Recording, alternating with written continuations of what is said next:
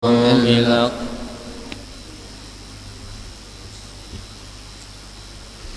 بسم الله الرحمن الرحيم. الحمد لله رب العالمين. اللهم صل وسلم وبارك على سيدنا ومولانا محمد وعلى آله وأصحابه أجمعين. سبحانك لا علم لنا إلا ما علمتنا إنك أنت العليم الحكيم.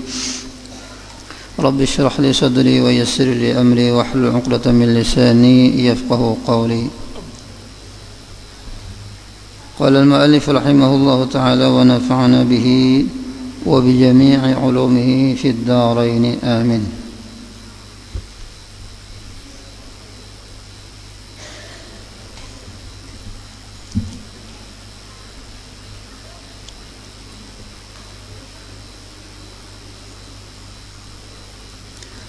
أقسام الصلوات من جهة الأذان والإقامة أربعة.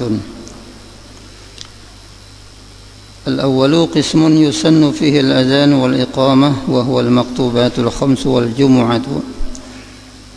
والثاني قسم يسن فيه الإقامة دون الأذان وهو إذا جمع بين الصلاتين أو قضى فرائض متوالية فهنا يؤذن للأولى ويقيم للكل.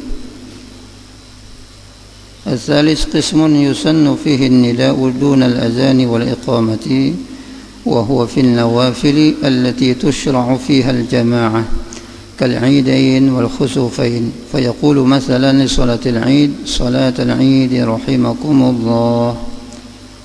الرابع قسم لا يسن فيه الأذان ولا الإقامة ولا النداء وهو في النوافل التي لا تشرع فيها الجماعة كالضحى والرواتب.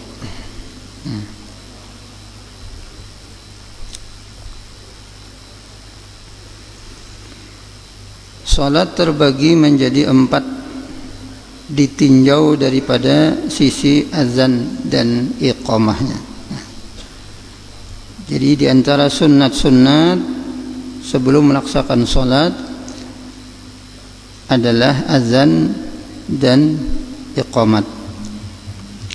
Nah, ada salat terbagi menjadi 4 ditinjau dari sisi azan dan iqamahnya. Yang pertama bagian yang disunahkan azan dan iqamat. Nah, jadi ada yang disunahkan azan dan iqamat, yaitu salat fardu 5 waktu dan juga salat Jumat. Nah, ini kedua-duanya azan disunahkan, qomat disunahkan.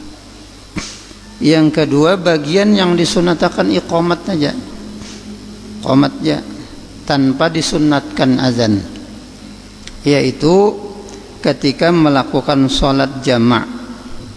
Nah, jadi kada disunatakan azan, langsung qomat.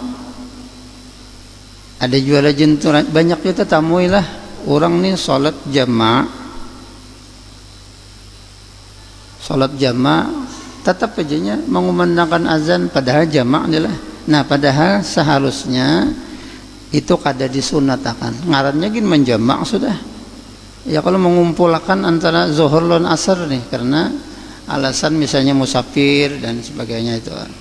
Nah, ini karena menjamak itu salah satu daripada keringkasan atau rukhsah, keringanan yang diberikan oleh Allah Subhanahu wa taala kepada kita umat Nabi Muhammad SAW. Jadi boleh menjamak. Karena boleh menjamak, boleh pulang diringkas, maka tidak disunatkan azan, langsung qomat ya. Nah, ini. Dan juga salat mengqadha. Semua salat yang kita qadha tidak disunatkan azan, langsung qomat ya. Jadi salat jamak, salat mengqadha itu kada disunatkan azan. Jadi yang disunatakan hanya adalah qomat.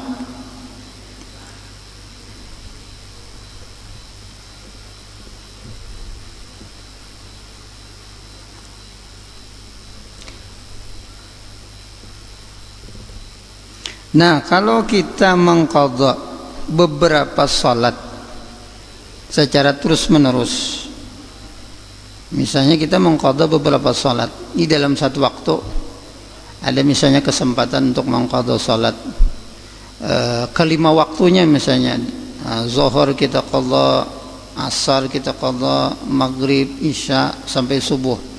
Nah, itu disunnahkan melakukan azan untuk salat yang pertama saja.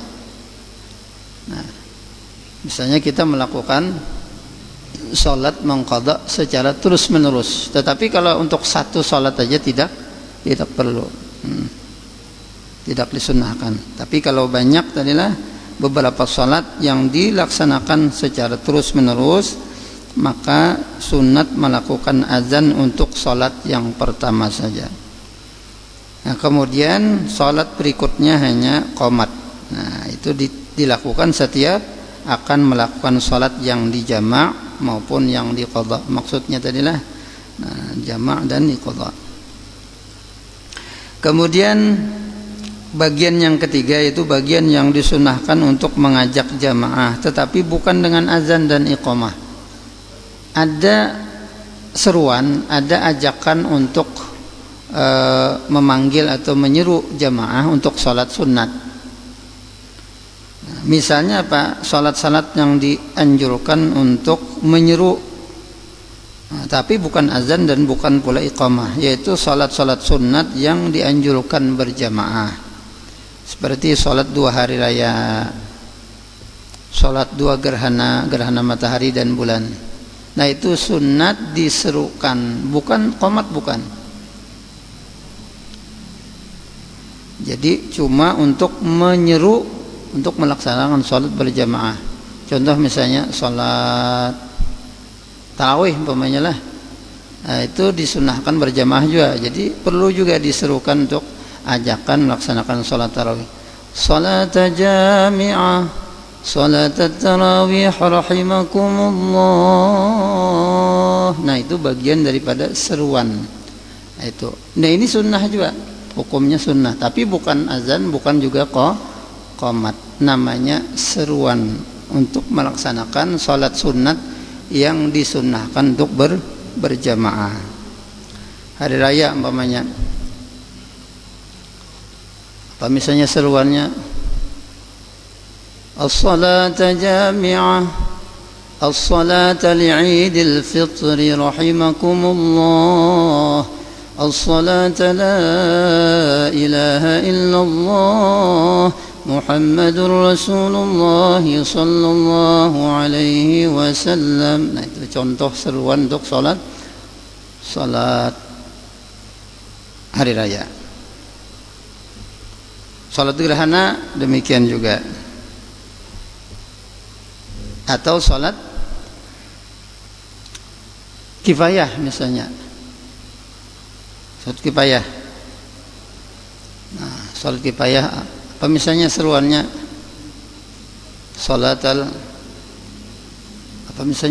Seruannya biasanya apa? Salat kifayah. Nah, untuk memberitahukan jamaah di hadapan kita ini ada satu jenazah laki-laki namanya. Disebutkan jenazah laki-laki.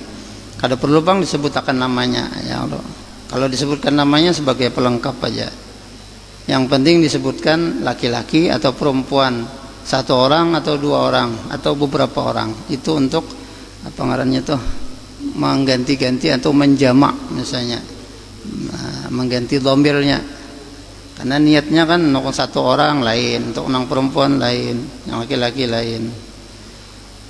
Atau jamak misalnya orangnya banyak sampai 10, sampai belasan, bahkan ada sampai 20 mayatnya berjejer. Kayak apa aja niatnya. Nah, itu manja mengganti jamak kalimah dhamirnya. Atau kadang ngalih-ngalih misalnya kada paham dan mengganti-ganti dhamirnya aja. Usalli ala man shalla alaihi al-imam, usalli ala man shalla alaihi al-imam, fardhu kifayah ma'muman lillahi ta'ala. Kayak itu aja dah. Aku menyumbahyangkan apa yang disumbahyangkan oleh imam. Nah, sudah ya dah. 4 takbir fardhu kifayah jadi makmum. Kadang ngalih-ngalih. Jadi kada mengganti lagi dhamirnya ha atau hu atau huma atau hum, kada perlu lagi. Jadi betetarusan hu aja, Allahumma ighfir lahu warhamhu.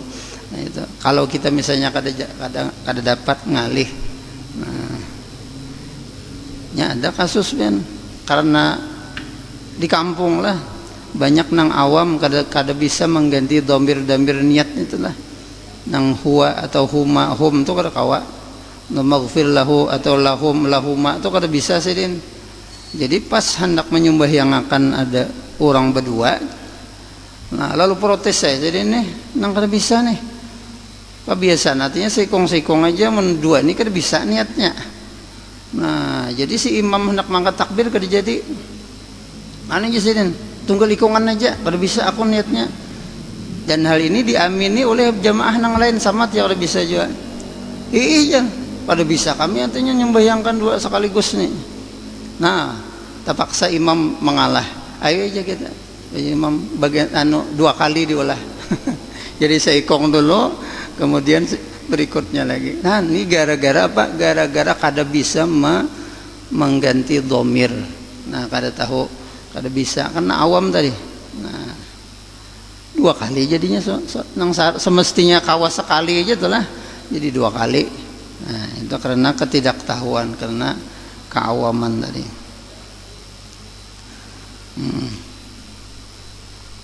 Biasanya salat al-janazah, salat al-hadirah rahimakumullah. Nah, misalnya salat janazah nang hadir di hadapan kita ini ada juga nang gaib. Nah, salat nang gaib ada juga nang kada hadir di hadapan kita.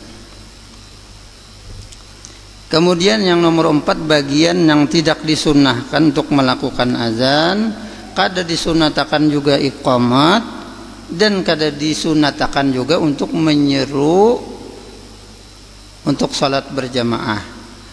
Apa itu? Yaitu salat sunnah yang tidak dianjurkan berjamaah. Apa misalnya sembahyang duha, sembahyang qabliyah ba'diyah, kalau perlu kada nang berjamaah. Adalah.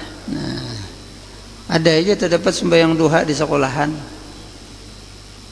sekolahannya ada sekolah-sekolahan tertentu yang mengajak mendidik murid-muridnya untuk salat duha berjamaah.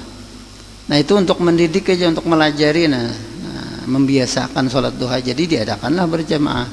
Padahal kalau semestinya itu kada perlu dilaksanakan berjamaah, cuma karena untuk mendidik, membiasakan murid-murid supaya sembahyang duha diadakanlah berjamaah. Nah jadi salat sunnah nang kada dianjurkan berjamaah itu tidak perlu ada seruan, tidak perlu ada iqamat, apalagi azan. Kayak duha tadilah, salatul duha rahimakumullah, ya kada lah. Atau salat apa ngaranna witir, tapi witir disunahkan di bulan Ramadan. Nah ada juga seruan untuk salat witir, salatul witri rahimakumullah. Nah itu ada pemberitahuan karena salat witir itu khusus untuk di bulan suci Ramadan. Kemudian itu tadi 4 tinjauan untuk masalah azan dan iqamat. Kemudian hukum azan dan iqamat. Nah jadi hukum azan dan iqamat, jadi kedua-duanya itu sunnah muakkad, artinya sunnah yang sangat penting. Jangan sampai tertinggal azan dan iqamat meskipun kita sholat sendirian. Jadi sholat sorangan jangan tertinggal azan. Baca sorangan aja nih langsung aja gini Allahu Akbar. Jangan ditinggal azan dan iqamat. Apalagi sangat muakkad pula dilaksanakan di dalam salat Jumat. Salat Jumat itu lebih muakkad lagi. Kalau kita kan salat Jumat itu azannya 2 kali, qomatnya sekali aja. Kalau pang 2 kali juga qomatnya. Nah. Kenapa? Karena mengumpati azan 2 kali fi'lus sahabah. Zaman Nabi, Abu Bakar, Sayyidina Umar itu azan sekali aja. Karena waktu itu kaum muslimin masih kada banyak. Nah, setelah zamannya Sayyidina Utsman radhiyallahu taala anhu, Sayyidina Utsman bin Affan itu ditambah 2 kali. Kenapa? karena azan pertama masih ada yang datang lagi. Nah, ini kebanyakan orangnya sudahlah, jadi ditambah 2 kali. Nah, di situ kita mau umpati nang 2. Jadi boleh aja, mau sekali boleh, mau 2 kali boleh. Alasannya sekali karena mengikuti Nabi SAW. Alasan 2 kali karena mengikuti sahabat Sayyidina Utsman. Kedua-duanya bujur dan itu disuruh oleh Nabi SAW, ikuti aku dan ikuti sahabat yang sesudah aku. Itu disuruh oleh Nabi SAW. Jadi bujur ya kedua-duanya, baik sekali maupun 2.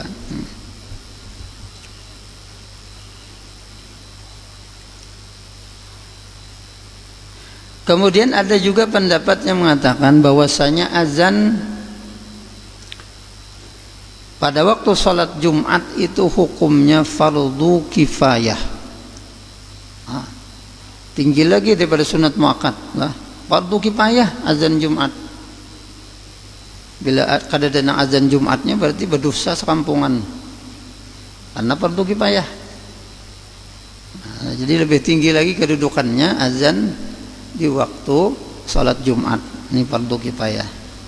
Nah, kalau di dalam sholat 5 waktu ini sepakat semuaan adalah sunnat muakkad.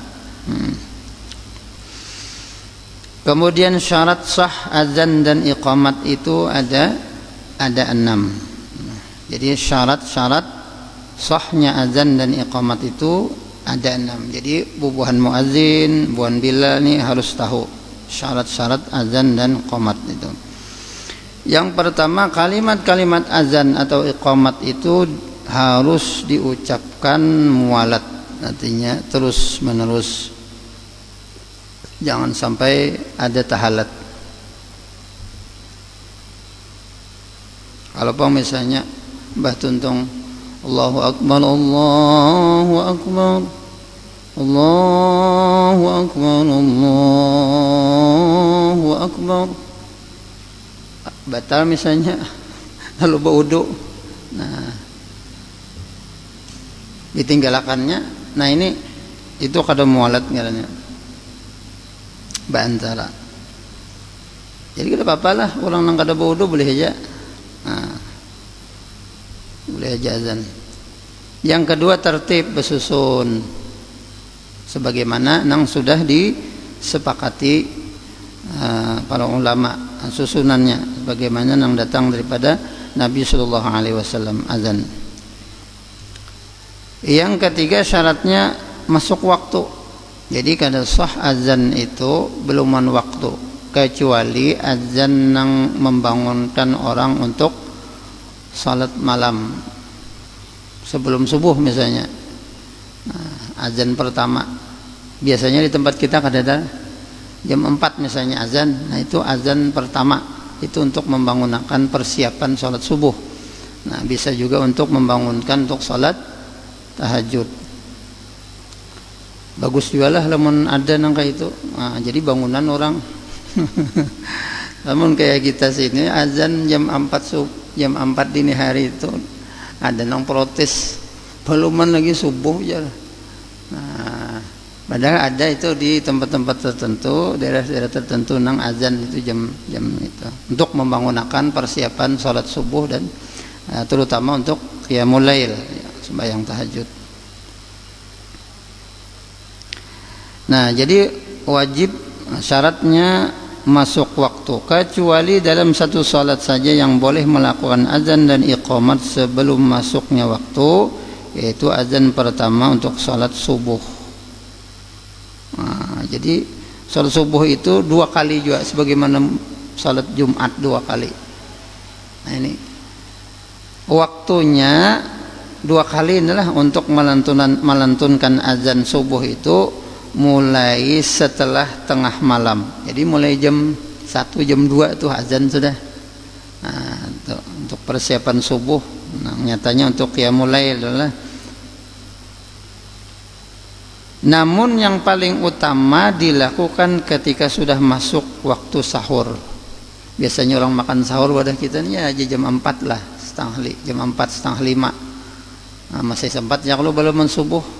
Sadang basahur, tuntung basahur, boroko-roko setumat na sikat gigi lo azan subuh nang kedua.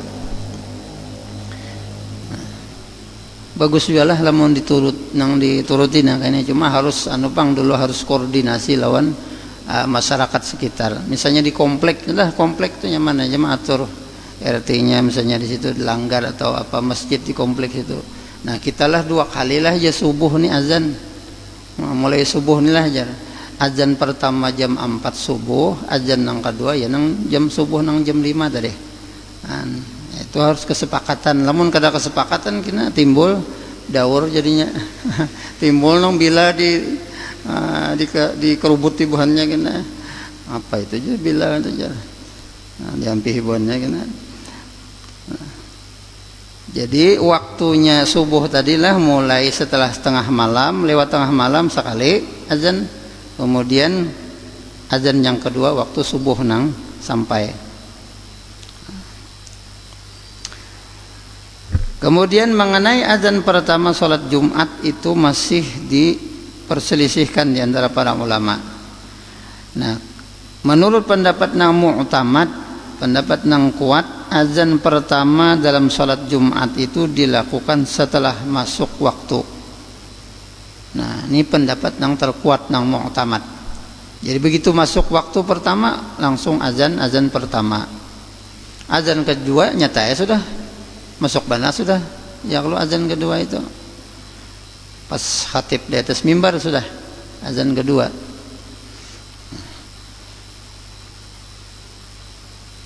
Ada juga yang berpendapat, tapi kada mu'tamad adalah kada pendapat yang kuat. Nah, itu boleh azan tadi belum masuk waktu. Jadi yang penting benar azan yang kedua itu yang masuk waktu, yang ketika khatib berada di atas mimbar.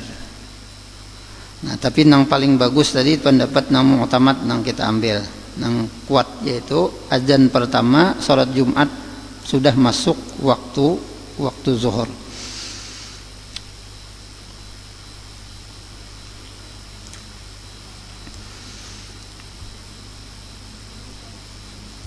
Kemudian syarat-syarat muazzin ada 4. Nah, syarat-syarat orang yang mengumandangkan azan itu ada 4. Pertama, orangnya Islam.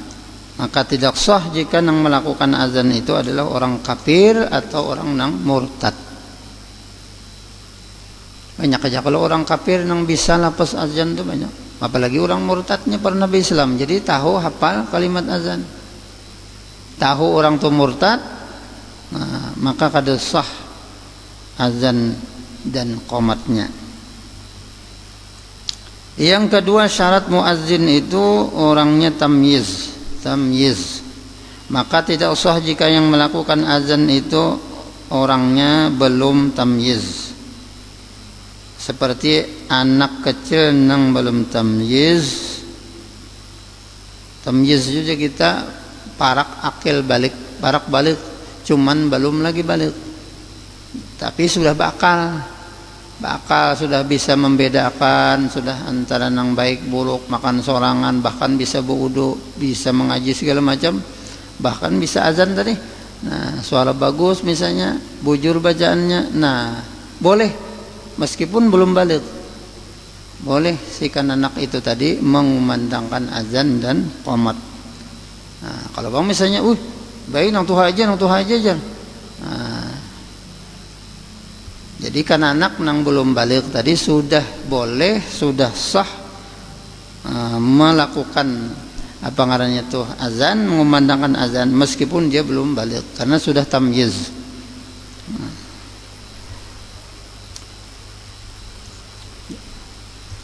Jadi nang kada sah itu nang belum tamyiz, kada sah juga orang nang gila, kada sah juga orang mabuk.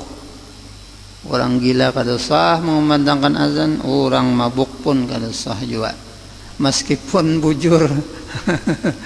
Tapi ada konslet, nah pas azan bujur, ya Allah, nah ini kada sah.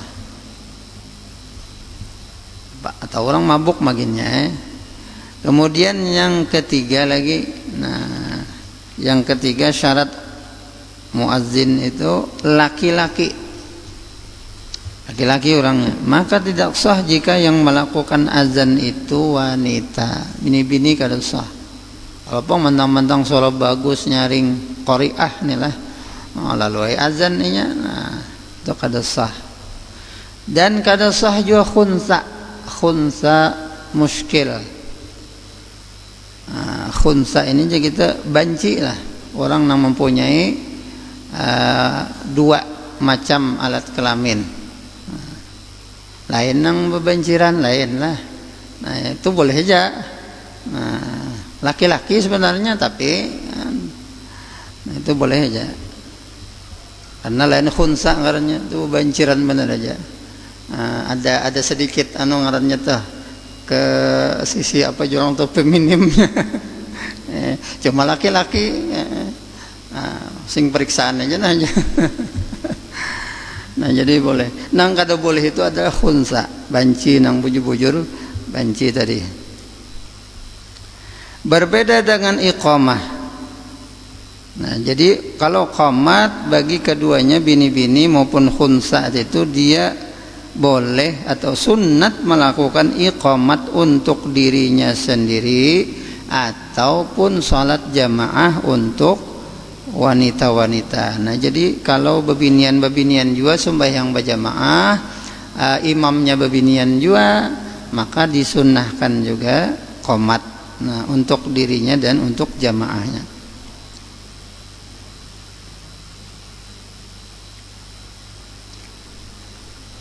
Kemudian yang keempat, syaratnya seorang muazzin harus mengetahui masuknya waktu agar azan itu dapat dilakukan pada waktunya. Jadi jangan sampai tadi kada masuk waktu lagi azan berdahulu, jam 11 azan sudah. Nah, cuman nang rancak itu tak salah melihat jamnya tuh. Taitihi jarum nang panjang, orang jarum nang handapnya, taitihi jarum nang panjang lalu mahalulung azan berdahulu. Nah jadi harus tahu bujur-bujur. Nah kayak kita sini sudahlah ada pemberitahuan dah sampai ada isya aja berbunyi. Cuman ada perbedaannya, kalau selisih ada 1 menit 2 menit. Nah. Jadi syaratnya tadi, yang pertama tadi Islam, yang kedua mumayyiz, yang ketiga laki-laki, keempat masuk waktu. Jadi harus tahu masuk waktu. Nah, supaya apa? Supaya dilakukan azan tadi tepat pada waktunya. Kecuali yang dua tadilah, azan Jumat dan azan subuh. Nah, cuman yang mu'tamadnya tadi azan Jumat itu masuk waktu juga, azan pertama. Nah, kemudian azan subuh namun hendak 2 kali, itu setelah tengah malam sekali, kemudian yang pas waktunya subuh sekali. Namun hendak, mana yang paling afdal, paling bagus untuk azan subuh nang 2 kali adalah waktu sahur, ya kira-kira setengah jam lah, atau 1 jam lah sebelum sampai waktu subuhnya nang pas. Nah, jadi cuman dua dah kita ini jarang, bahkan hampir kada ada yang melakukan yang demikian itu. Nah, cuman itu adalah kesunahan nang mesti juga kita, misalnya kita kalau kita hendak menggawi, bagus digawi.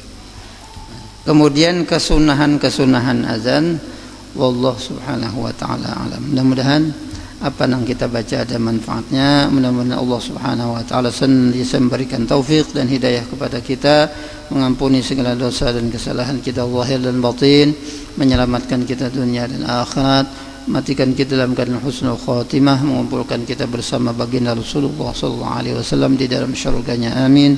Allahumma amin. Ala tilka niyyah wa ala kulli niyyatin salihah wa ila hadratin nabi. Al-Fatihah. أعوذ بالله من الشيطان الرجيم. بسم الله الرحمن الرحيم. الحمد لله رب العالمين الرحمن الرحيم مالك يوم الدين. إياك نعبد وإياك نستعين اهدنا الصراط المستقيم صراط الذين أنعمت عليهم غير المغضوب عليهم ولا الضالين. آمين يا الله. بسم الله الرحمن الرحيم. الحمد لله رب العالمين. اللهم صل وسلم وبارك على سيدنا محمد وعلى آله وصحبه أجمعين. اللهم انفعنا بما علمتنا رب علمنا الذي ينفعنا وزدنا علما والحمد لله على كل حال. نعوذ بالله من حال أهل النار. نسألك حبك وحب من يحبك وحب كل عمل يقربنا إلى حبك. اللهم استر عيوب معلمين عنا ولا تذهب بركات علومهم عنا يا كريم.